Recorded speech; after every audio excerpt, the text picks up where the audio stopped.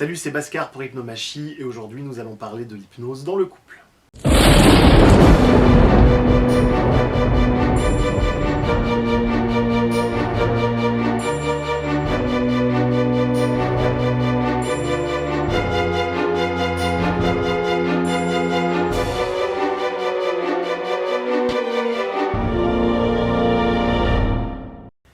Le couple est un lieu d'hypnose.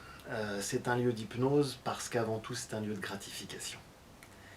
Au sens biologique, je connais personne qui soit en couple avec quelqu'un pour ne pas être gratifié un minimum, qu'il s'agisse de plaisir sexuel, de soutien, de partage, d'échange.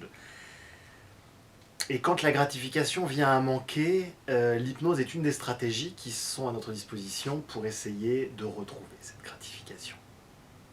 Le problème, c'est que c'est une stratégie qui nie l'autre.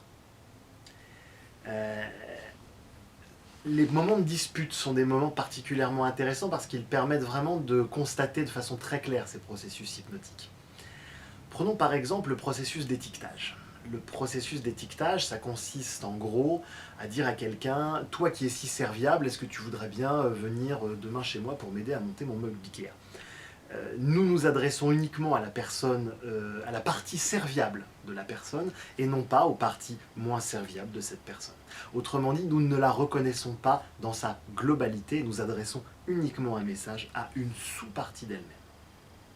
C'est une façon extrêmement subtile de nier l'autre, ou en tout cas de ne pas la considérer dans sa globalité, de ne pas la voir. Alors les études ont montré que c'était extrêmement efficace, bien sûr, qu'on pouvait facilement obtenir de l'autre, quand on faisait l'hypnose, la gratification que nous désirions.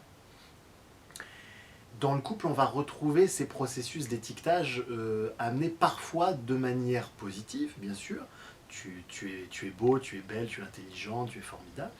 Et aussi de manière négative, notamment dans les disputes. C'est-à-dire des phrases telles que « toi, tu t'énerves tout le temps » ou « tu me comprends jamais », etc.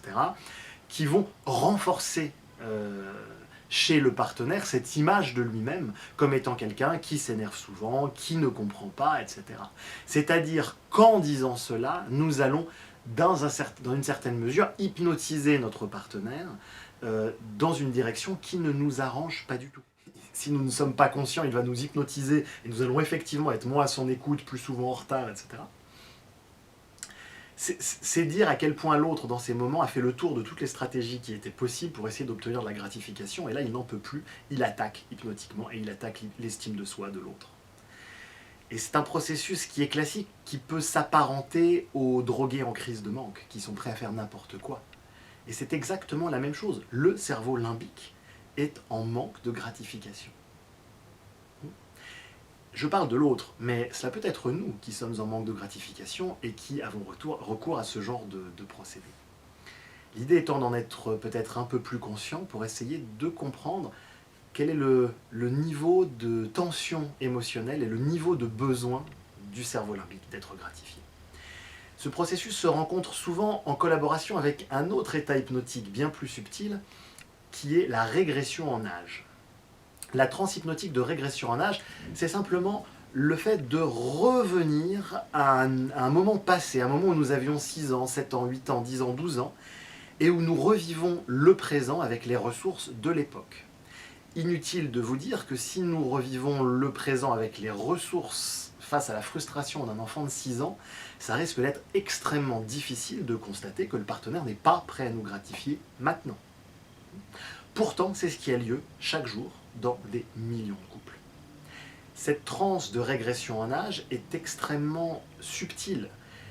Très souvent, nous n'en avons pas conscience pleinement et nous ne nous rendons pas compte que nous ou le partenaire est en fait en train de régresser à l'état d'un enfant de 8 ans.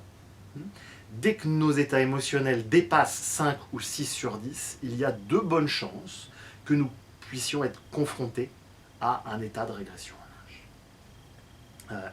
Par exemple, quelqu'un qui me dit tu m'as pas fait de compliments sur ma robe et qui est extrêmement stressé face à ça, va peut-être revivre tout le manque de reconnaissance jadis et le ramener dans le présent. C'est-à-dire que le présent et le passé se confondent.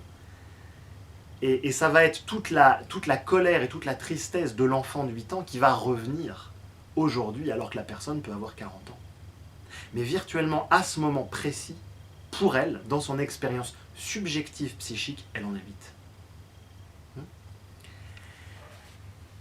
Plus nous sommes conscients de ces biais de régression en âge, plus nous pouvons percevoir ce qui relève réellement de la situation. Bah, t'as pas vu ma robe, ça m'aurait fait plaisir. Tant pis. J'irai me faire voir ailleurs. Et ce qui relève du traumatisme initial. Alors, pour beaucoup de personnes, un couple, ça se limite à deux personnes qui s'hypnotisent l'un l'autre, tantôt de façon plus ou moins assumée ou plus ou moins occulte, plus ou moins consciente. Il est question ici dans cette vidéo de proposer un autre paradigme. Un paradigme où les deux partenaires pourront être aussi des partenaires d'hypnomachie, c'est-à-dire de s'aider les uns les autres à sortir de ces transes de régression en âge et de ces procédés d'étiquetage. Alors bien évidemment, revenir au moment présent, à la conscience de son corps, respirer, au lien avec l'autre dans le moment présent, eh ben, cela peut faire ressurgir l'intensité du traumatisme passé, l'intensité du manque. J'aurais vraiment tellement voulu que tu regardes ma robe. C'est extrêmement douloureux. C'est extrêmement douloureux pour le petit enfant. Extrêmement douloureux. Donc ça n'est pas nécessairement confortable. Mais c'est un paradigme qui peut permettre de cesser de se déchirer, de s'hypnotiser les uns les autres et de permettre à un couple de continuer d'avancer ensemble, main dans la main.